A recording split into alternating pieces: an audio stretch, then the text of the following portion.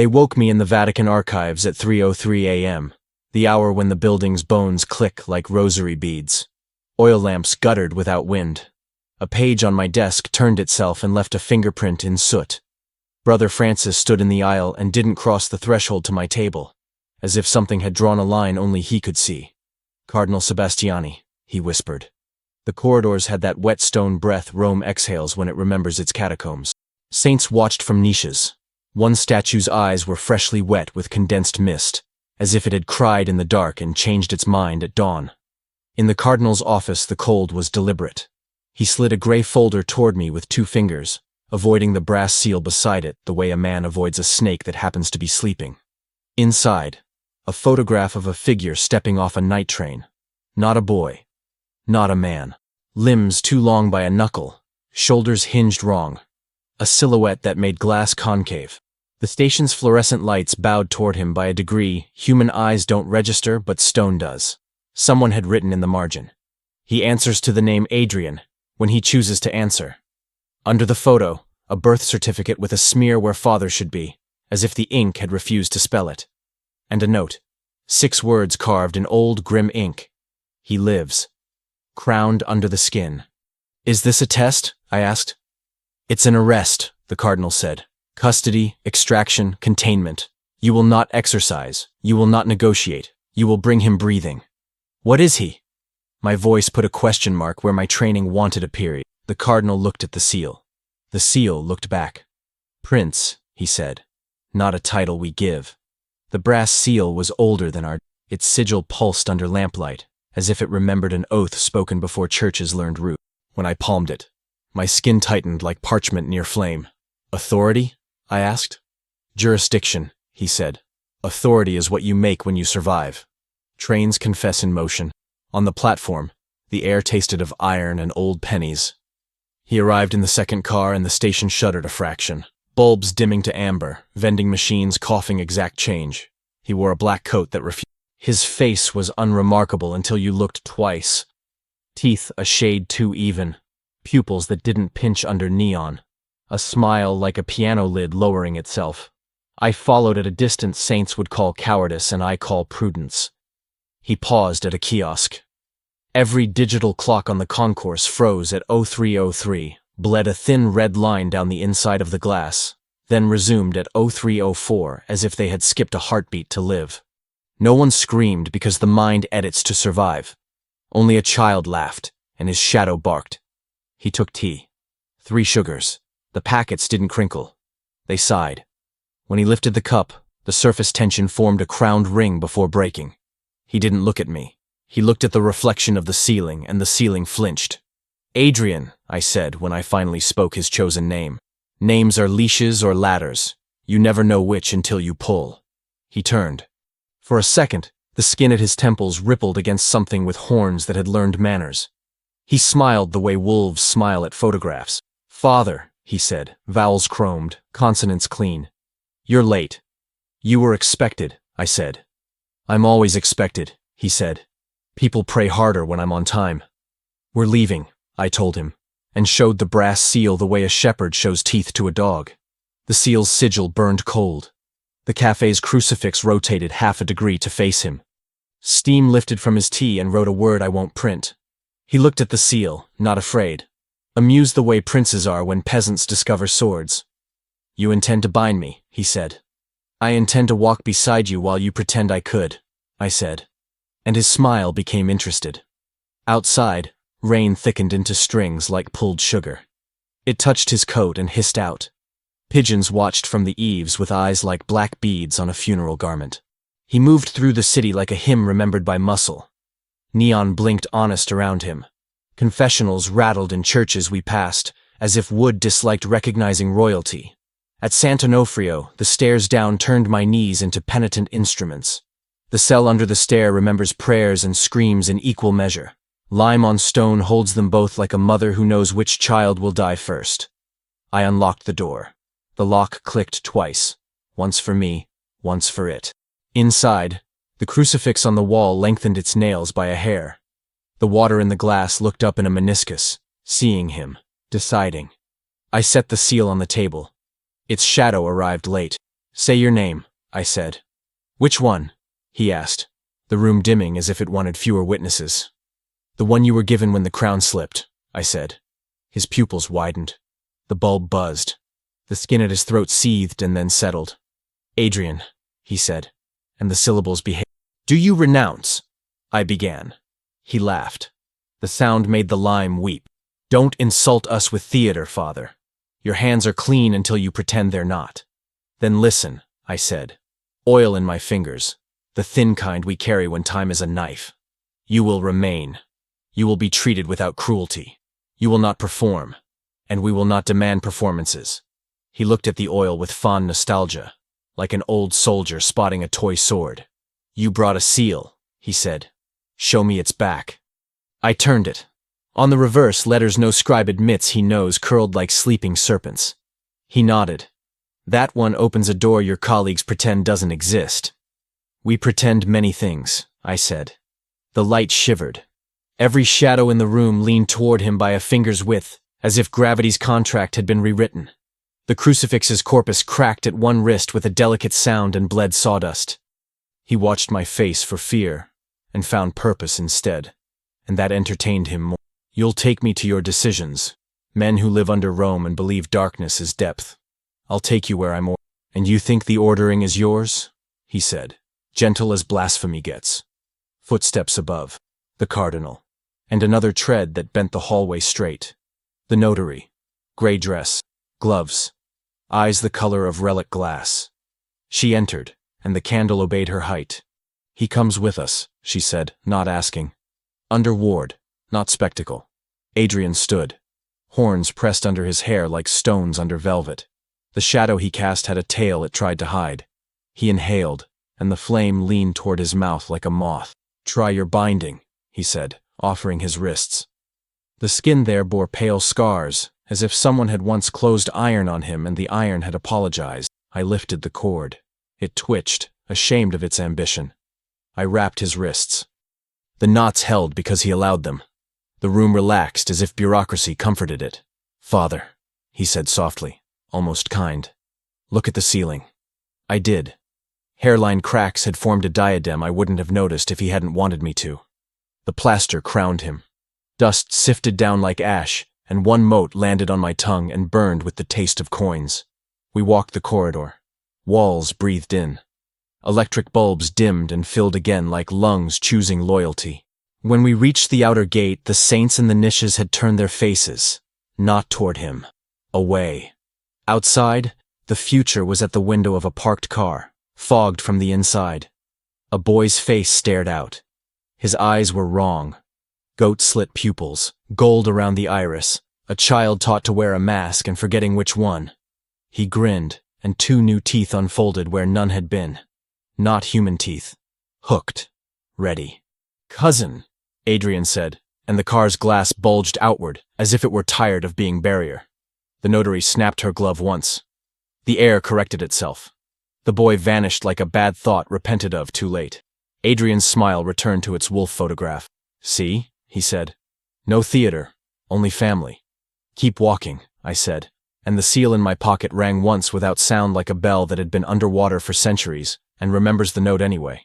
We took him to the house under the hill that doesn't exist on maps. The door opened for the notary's absence of fear. Inside, the gardener waited, hands stained with the dirt of potted saints. He nodded once to me, once to Adrian, once to the seal, as if greeting three versions of a problem. We will hold him, the gardener said, if holding is what he allows.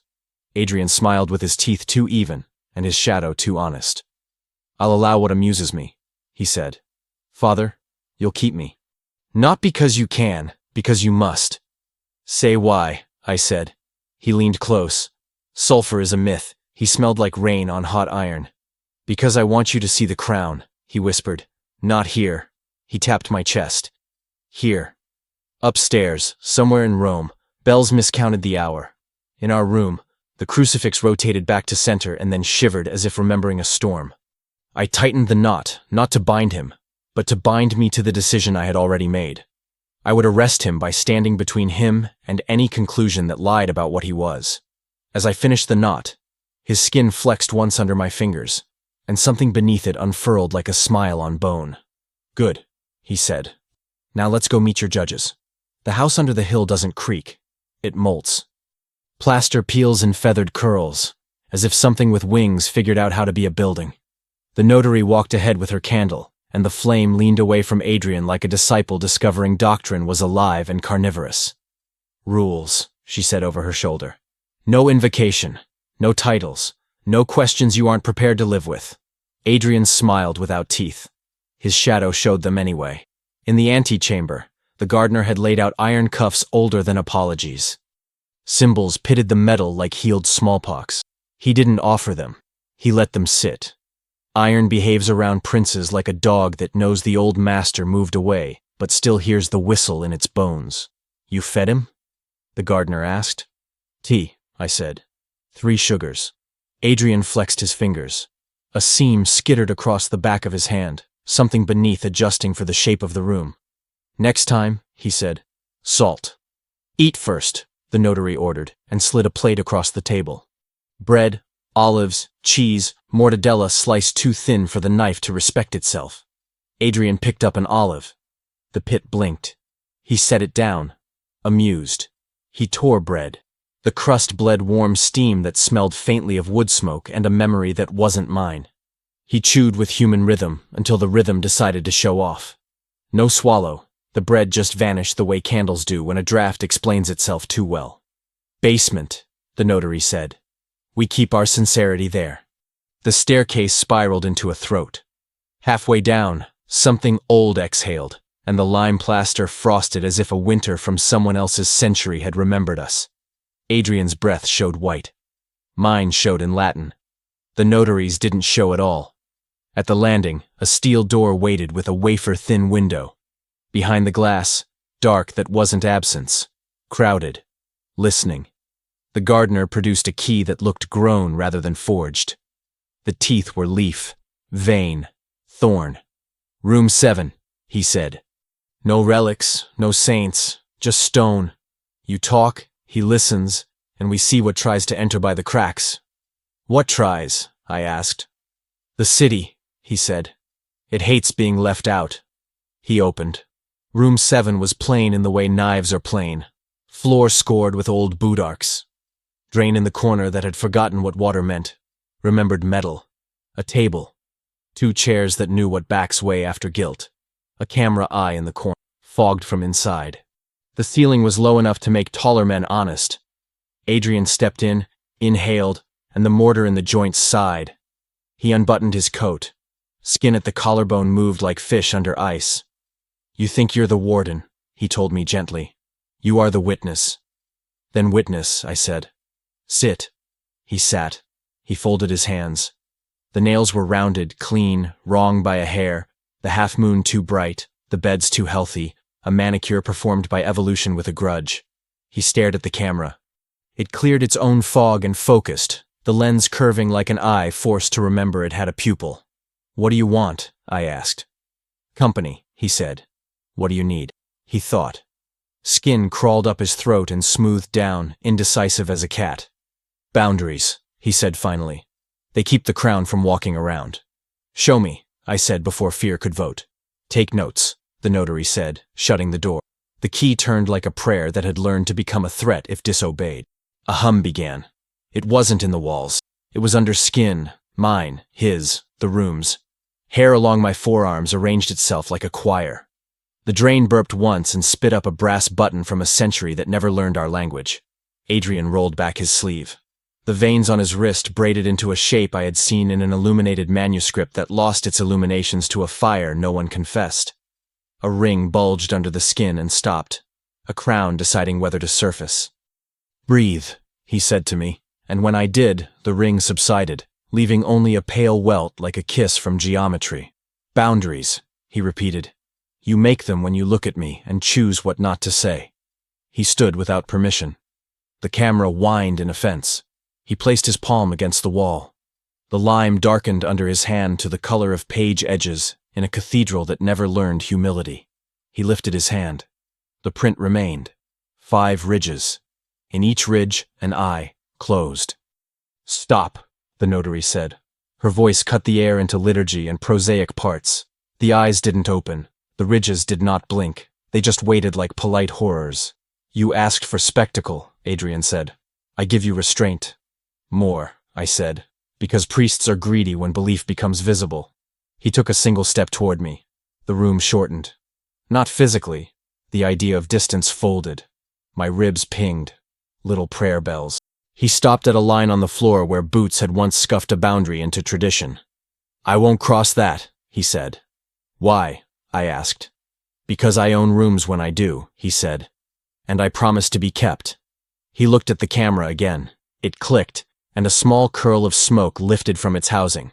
The footage would show with haloing and inexplicable gaps. The men under Rome would call it corrupted, as if holiness and corruption hadn't been married before either of us were born. Father, Adrian said, let me speak to you without them. The notary glanced at me. Her grip tightened on the ledger she carried closed. The gardener put his palm to the door. Something in the woods sighed as if it wanted to age faster. No microphones, the notary decided, and flipped a switch that wasn't attached to anything visible. The hum dimmed. The camera blinked in offense and took a nap with its eye open. Now, Adrian said, softer. Confession. This isn't, I began. It is, he said. You tell me why you came downstairs. To keep you, I said. That's two words pretending to be one, he said. Keep me from what? From being used, I said, and surprised myself with how fast the answer arrived. He smiled, small, true. A hornbud pressed under his hairline for one heartbeat and then pretended it hadn't. Then you must decide what I am when no one needs me. Adrian, I said, and the room liked the name less than the prince did. Show me the crown. He hesitated. He looked at the notary. She did not nod. She did not shake her head. She removed one glove and put her bare palm on the table. The candle flame in the hallway flattened. Briefly, she said, and if you begin to take the room, I end it. He stood again. He drew breath. The air thickened until my lungs learned new math. The seam under his throat unstitched an inch. Something bright pushed up from the clavicle. Not gold, not bone. A geometry that had rented light, not paid for it. Horn roots lifted, not breaking skin, pressing, proof in the negative. Between his shoulder blades, the coat pulled wrong, as if wings had opinions under cloth. Every cross in the house turned an invisible face toward us. Upstairs, a saint's plaster foot cracked quietly so no one would feel guilty for hearing. Enough, I managed. Enough. He let go. The room loosened. My knees remembered function. A spider in the corner returned to its web, offended by monarchy. The eyes in the handprint closed more deeply, like doors in a monastery, hearing a visitor they cannot admit without writing a letter. The gardener exhaled through his nose. Thank you, he told no one. The notary replaced her glove and didn't bother to hide the tremor once she knew we'd seen it. A bell rang under Rome. Not ours. The other ones. The decision bells. They're calling, Adrian said. They'll want to own what you witnessed. We don't sell, the notary said. You rent, he replied. By the hour. We went up. The stair spat us into a corridor that had decided to warp. Frames leaned. A painting of a martyr held his palm up, and the wound winked shut like an eye that didn't want to argue. We passed the little chapel. A basin of holy water bubbled. Letters rose on the surface, arranged by tension. Don't. Charming, the notary muttered, and swiped her hand through the water leapt to her wrist and hissed like a cat. Outside, the cloister had remembered rain and invited it in. Sooty clouds hunched. The gardener brought us 3 black umbrellas that had baptized too many men to be surprised anymore. The gate clicked. The polished men preferred chambers, but bells are older than taste. We went to them instead. Under the city, a door opened because the seal in my pocket sighed. The chamber had been cleaned to within an inch of sterility, as if bleach could teach truth to behave. The men in their seats looked like punctuation again, commas with rings, periods with collars, one question mark with a crucifix heavy enough to count as argument. The polished voice was polite as poison. Report. Boundaries hold, the notary said before I could. Custody without cruelty remains possible. Spectacle? The hungry voice asked, failing to save its hunger. Resisted, I said. Prove he is not, the younger priest began. Adrian solved his sentence. He turned his head. He smiled. A small hornlet pressed under skin like a thought you can't swallow in time. The men flinched as one organism that expected theater and got implication. The room grew smaller around their expectations. Prince, the old man with map hands whispered, more awe than fear. Crowned indeed. Adrian's gaze moved to me. Say your vow, he murmured. Custody without cruelty, I said. And no proof demanded to soothe your fear. The polished voice steepled fingers. Then you accept liability when fear becomes righteous. Fear is never righteous, the notary said. Consequences can be. Know the difference. The chamber decided to be offended tomorrow. Today it chose bureaucracy. A document was produced. Parchment old enough to remember Latin being a child. The seal's impression box waited like an altar that had learned to hide wine. Stamp, the polished voice instructed.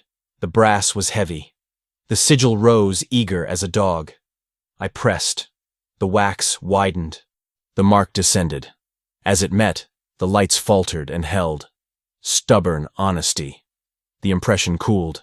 The paper smelled like a church that had decided to forgive a thief. 7 days, the polished voice said, conceding the battlefield he thought was a room. Then we decide how to lie to ourselves about what we have seen. We left. Stairs, corridor, the door that makes ivy pretend to be a curtain. Rain had sharpened into needles. The city looked up from its devotions and hissed. Back in the house, the chapel had rearranged itself. Statues turned, not away this time, toward him. Their eyes were stone, but lines of condensation drew tears down their cheeks in exact symmetry. Adrian stood beneath a wooden Christ whose face had been carved too gentle. He raised his eyes. I could ask, he said. I could take. You won't, I said. I won't, he agreed. And in the not asking lay the worst temptation I know, to love a serpent for choosing not to bite.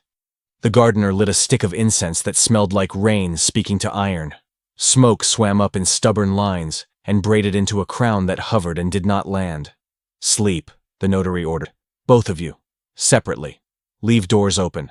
If the house starts praying in a language you understand, wake me. In my cell, the bed had learned my weight. I lay down with the seal on my chest. Somewhere, pipes gurgled. Letters formed in the hiss, too faint to read, which is a mercy. My eyes shut only because the body is a beast and habit is a bridle. Before sleep, one last sound. Footsteps at the threshold. I knew the rhythm already. Father, Adrian said softly, tomorrow I'll show you the gate only kings see. And today? I asked. He smiled in the dark. I didn't see it. I felt the temperature learn a new number. Today, he said, I learned what you won't let me have. What's that? I whispered. Your certainty, he said. It tastes like sugar. The house held its breath. I slept like a man arrested by his own vow. At dawn, the house began to hum in a frequency teeth resent. Pipes whistled a scale monks forgot to teach. I woke with the seal on my chest, and a word pressed into my skin backward. In the mirror it read, keep. Adrian stood in the corridor as if the corridor were remembering how to be a road. No coat.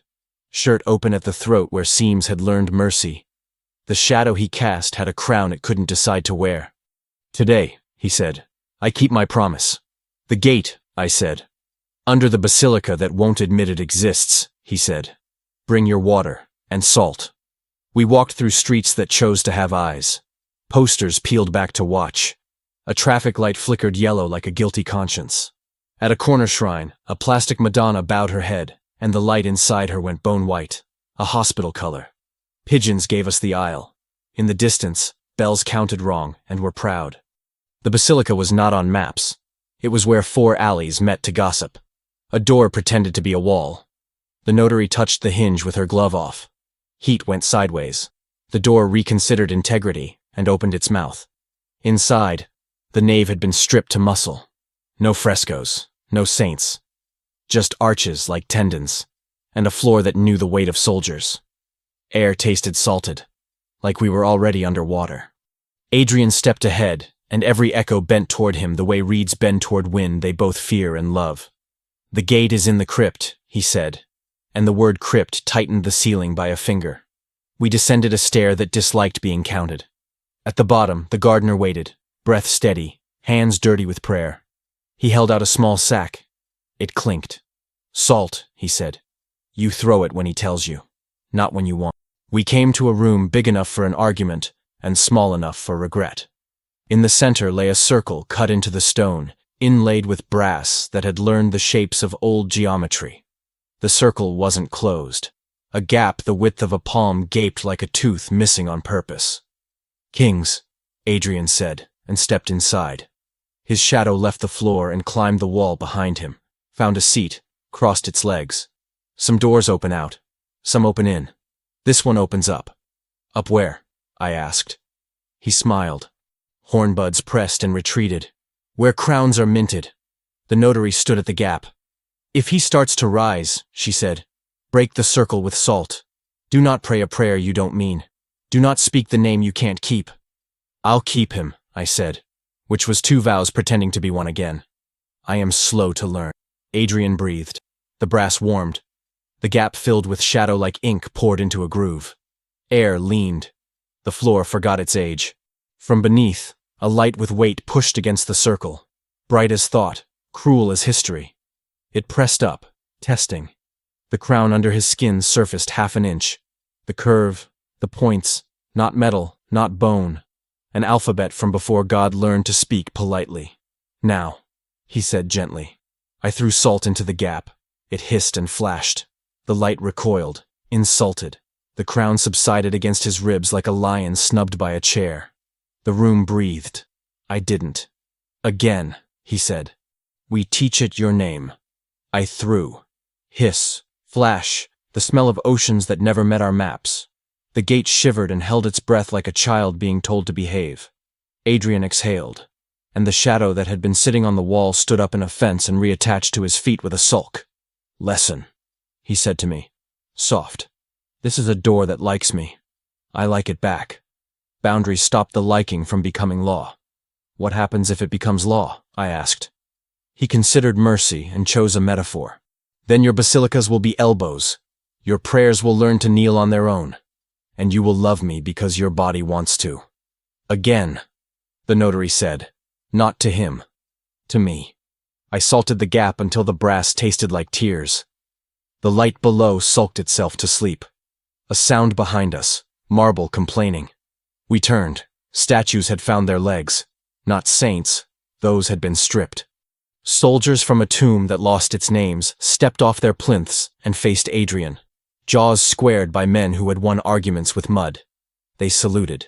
The sound was dry thunder. "Stand down," the gardener whispered to no one, and one soldier blinked, a flake of stone eyelid falling to the floor like snowfall that resents you. "They remember," Adrian said. "I was a banner someone made of night. They marched under me. They missed the simplicity of orders that make everything taste like iron." "You won't call them," I said. "I didn't," he said, and that was true. He didn't need to. Proximity is a kind of command. The first soldier took a step. His knee creaked like a chapel door deciding whether to stick to its hinge. He reached for his sword, found absence, and looked offended. The notary raised her hand. "In nomine," she began, then paused, choosing a name she could keep. "By the authority of the house that refuses records," she said instead, and something in the room sat down like a dog obeying a hand signal. The soldiers stopped. One lifted his face. Between stone lips a sound came, powder dry. Prince. Not worship, recognition. Then they turned, returned to their plinths, and forgot how to be knees. We closed the gate with a silence that had mass. The brass cooled. The gap became a gap again. Adrian stepped out of the circle. He swayed once. I took his elbow, and his skin was hotter than arguments. A ridge under his sleeve pulsed once and flattened. "Sugar," he said, as if asking for absolution. We climbed. On the nave floor, the notary shook salt from her glove. The granules arranged themselves, spelling yes, and then scattered as if embarrassed. Outside, the air was celebratory about something we had not asked it to celebrate. A vendor shouted, and the shout broke into two, like an echo that refused obedience. Back in the house, the chapel lights were off and still blinding. The crucifix had rotated to watch the door. Someone had left a glass of water on the altar. The surface formed the word again and refused to be disturbed by my breath. "Not today," the gardener told the room, and the surface erased itself slowly, sulking elegance. In the cloister, the cardinal waited with an envelope designed to feel expensive. He looked at Adrian as one regards a weather system. "They want him moved," he said. "Where?" I asked. "To a place with thicker doors and thinner hearts," he said. "They are composing a conclusion." "No," the notary said. "Yes," Adrian said, and his smile suggested a game he had just invented and intended to win without moving a piece. "Take me. I will be behaved." "Why?" I asked too quickly. "Because your obedience likes laboratories," he said. "Let it have one. You'll learn faster." I should have refused. Mercy hates acquiescence when it smells like curiosity. But the vow I carried wanted to see how far it could stretch before becoming sin. We went at dusk. The city practiced being a mouth. The car locks shivered under my hand like startled animals. The route took us through neighborhoods that sell their night to tourists. Women looked away. Men watched the notary, as if the glove were a weapon they both deserved and feared. A child pointed at Adrian and clapped as if a trick had been well performed. The facility hid under a hospital, which is a joke churches tell when they've had too much wine. The elevator accepted our floor only because the seal in my pocket hummed like a hive. Below, corridors that hated windows. Lighting calibrated to flatter nobody.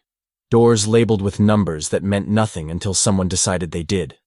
Room 19 waited like a trap that had read books about consent. Glass on two sides. A chair that could be bed if it had to. Anchors in the floor that said we used to tie ships here.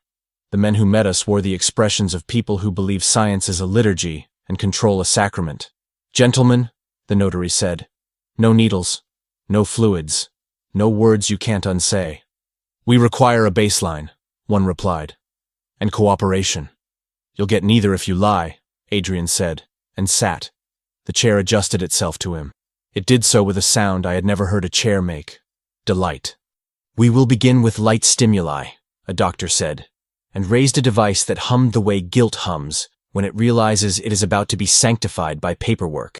They shone a frequency. Adrian's skin registered it as boredom. The instruments blipped. A second frequency. His pupils dilated into vertical slits, then sin circled back to human as if ashamed. The monitors loved him. They drew curves like symphonies. "Pulse?" someone asked. "Wrong," someone else said, delighted. "Pain?" they asked me as if I could know. "Ask him," I said. "Pain is a verb," Adrian said, "not an answer." They raised the light to a pitch that makes moths confess. The crown pressed against his chest hard enough to outline points under cloth. The camera in the corner fogged and tried to weep. The floor anchors hummed the way iron hums when remembering horses. "Stop," I said. "Continue," the polished voice on the speaker said. "Stop," the notary repeated, and the device in the doctor's hand turned itself off because it was devout in unexpected directions. The room tilted, not physically, meaning slid. Adrian stood without permission, and every bolt in the anchors tightened in longing. He raised his hands, palms out, and the skin at the base of his thumbs bulged where old restraints had apologized. He looked at me. "Throw the salt." "There's no gate," the doctor snapped. "There's always a gate," Adrian said. I threw salt at his feet. It hissed. The crown subsided. The monitors stepped down a scale like a choir-ending rehearsal. The glass walls stopped trying to bow. The doctor's device died the way a fish dies when it remembers air incorrectly. "You brought a prince into a room that believes in obedience," the notary told them, voice cold enough to teach temperature new limits. "Be grateful he chose to behave." The speaker crackled. The polished voice had decided on dignity by delay. "Return him," it said. 7 days conclude tomorrow. We left. In the elevator up, the mirror refused to show his shadow. It showed mine twice. Adrian looked at me with the kind of affection that ruins careful men. "You did well," he said. "I threw salt," I said. "You refuse theater," he said. "That is rarer." We emerged into a night that wore its stars wrong.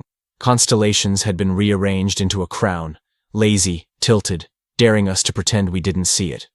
The notary did not look up. The gardener did.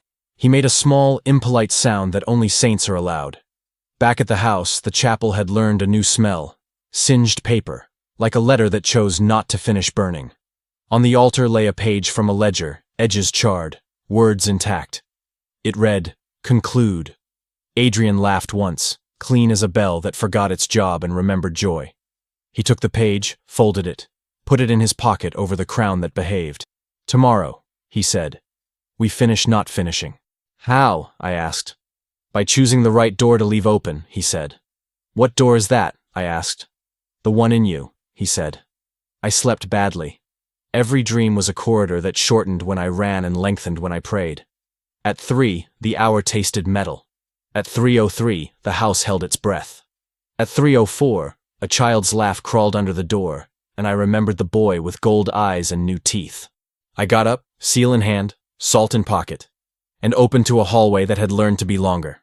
At the far end, a shape turned its head and smiled with too many options. "Cousin," Adrian said behind me, voice no louder than a psalm, no kinder than certainty. The shape chose a body. At 3:04, the shape at the corridor's end chose a body like a thief choosing a coat. It grew forward, not taller, deeper. Goat-slit pupils, milk gold irises, a smile with options. Not a boy. A prince's kin wearing youth the way knives wear sheaths. Politely. "Cousin," Adrian said behind me, and the house bent its knees. Plaster sifted like dandruff from a giant learning shame. "Let me take him," the thing said in a voice that had never learned to be singular. Choirs badly behaved. "Father, trade your vow for certainty. It fits better." "Get back," I said, and flung salt down the corridor. The grains hung in the air and became letters. "No." Then snapped to the floor like a decision made too late. The shape smiled wider. New teeth unfurled like little flags.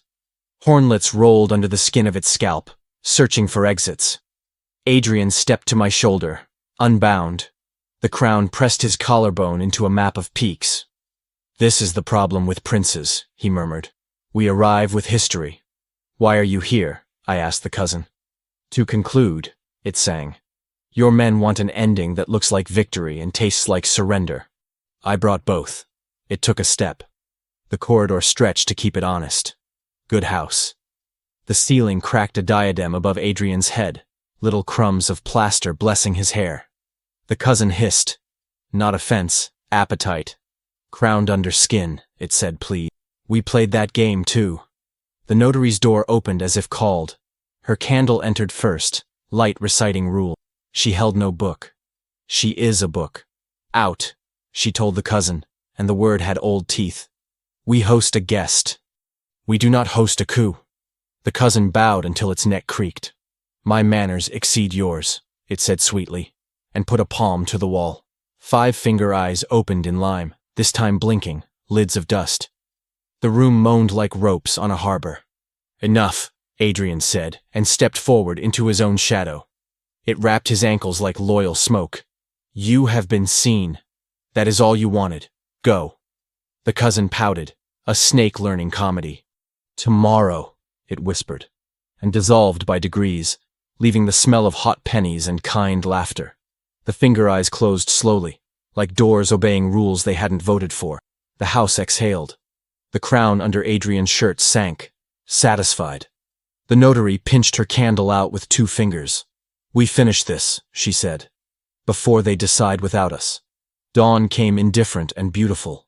Rome yawned fresco dust. We walked to the place under the city where men keep decisions cold so they feel clean. The polished voice was already polished. The hungry one had learned nothing. The old man with map hands had slept badly and was honest about it. "Conclude," the polished voice said. "No theater," the notary answered. "We saw your guest," the hungry voice smirked. "Your custody leaks." "Your arrogance does," she said. "Our house held." The polished voice faced me. "Father, your vow." "Custody without cruelty," I said. "No proof demanded to soothe your fear." "And if proof arrives uninvited?" he asked. "Refuse to make it your entertainment," I said. He pondered, choosing contempt. Chose parchment. A document slid across the table. The seal's square waited. "Stamp," he said. I did. The brass hissed against wax as if tasting a familiar sin. The impression cooled. The paper smelled of esteem and nervousness. 7 days end now, the polished voice ruled. The conclusion is containment off-site. No, the notary said. Yes, he said. And men with collars and rings and clean fingernails nodded like metronomes. Then hear mine, I said. Because a man with a vow is an instrument, and someone had picked me up. Containment is custody without cruelty in the house under the hill. Ward access, no labs. If you want to watch, sit in a chair like a person. The polished voice turned a smile wrong side out. And when he decides to stop pretending he is kept? Adrian looked at me. The prince did not ask permission. He didn't need it. He chose me anyway. Then, he said gently, he will keep me by standing where I would step. The room did not like that answer. The room liked locks. The old man with map hands rubbed his face as if trying to wake a better decade. We cannot contain a crown, he said. Not to anyone in particular. Not to God. You can contain what it does to you, the gardener answered from the doorway, soil on his cuffs. By choosing boredom over theater. The polished voice packed its outrage in a case labeled prudence. Very well, he said. 3 days more, under your terms. Then we conclude, the hungry voice finished, unable to keep from licking the word. We turned to leave. The chamber's lights dimmed, not from power failure, but from kneeling. An absence arrived and sat in the front row. Not the cousin. Not the king. The feeling you get when a cathedral chooses to hear you and is disappointed. Adrian inclined his head slightly, which is all princes can do without starting wars. Back in the house, the chapel had arranged a trial. The water in the font stood domed, letters shimmering. Choose. The crucifix looked heavier by a kilogram of sorrow. The pews leaned toward the altar as if gossip had lined their backs with magnets. We choose boredom, the notary said, and flicked the water with her glove. The dome collapsed. The word lost its nerve and became surface again. At noon, Rome came to the door in the shape of a mother with a baby who wouldn't stop crowning. She had the look of women who have learned bureaucracy is a god that eats hours. He wouldn't stop, she said, meaning labor, meaning pain, meaning time. And then I passed this place and my feet. She lifted her heels, blistered with a confession of pilgrimage. Bring her, the gardener said. We did. In the chapel, the mother knelt and the baby decided to be born as if it had been given permission by a rumor. Adrian stood at the back, shadow holding still like a trained animal. The crown under his skin pressed to his chest and made a brief, visible ridge, and the cry that greeted the world had harmonics human throats forgot in Eden. I baptized the air. The notary cut the cord like she had been doing it in other centuries under other names. The baby smiled the way kings do when they've tricked you into loving them. Adrian didn't move. Every statue cried condensation tears in apology for what they had been made to do during inquisitions. After, when the mother was gone and the chapel remembered how to be a room, Adrian spoke so quietly the incense had to lean in. I could make them worship, he said. I won't. Why? I asked. Because I prefer consent to victory, he said. I learned that from you, and I hate it. Evening performed itself. The house hummed like a hive writing a psalm. At 3, the cousin returned, this time with company. Silhouettes wearing bodies, all smiles and bargains. The kind of uncles who teach children card tricks and theft. They crowded the cloister, polite, hands behind their backs so nuns in memory wouldn't scold. We came to attend the conclusion, one said. We brought gifts. What gifts? The notary asked without asking. Certainty, one smiled. Power, another said. A clean ending, a third chimed, and the word clean made my hands itch. Adrian stepped onto the stones, and the stones thought about becoming kneelers. Bring your gifts, he said, and lay them down. Then leave them. They did. A crown that fit everyone because it owned you when you touched it. A key that opened every door because it convinced doors they were ideas. A knife that only cut truths people needed cutting. The gifts hummed like insects. The room leaned toward them like a drunk toward a piano. No, I said out loud to train my mouth. No, the notary said, to train the house. No, the gardener said, to train the gifts. Adrian looked at me the way wolves look at shepherds they've decided to respect. Throw the salt, he said. We ring the gifts in it. Not a spell. A refusal. The crown sulked. The key sighed. The knife wept a single red tear the size of honesty. The uncles smiled too wide and began to thin. Conclude, one said, fading. Endings are how stories stop hurting. Endings are where you hide, I said. They vanished with good manners. The gifts tried to follow and failed. The salt kept them like lies trapped in a greeting card. The house vibrated like a plucked wire. Upstairs, a window chose humility and cracked. Midnight. The polished voice arrived in the courtyard with men who wore collars like evidence. It's time, he said. For what? The notary asked. For you to choose theater, he said, or lose control. I prefer boredom, I said. Adrian took my arm, not proprietorial, companionable, like a man about to confess he loved a song. Let them try, he said. You'll learn. They began with psalms performed like contracts. Latin strapped to a gurney. Lights that pretended to be dawn blistered the chapel. Censors cried.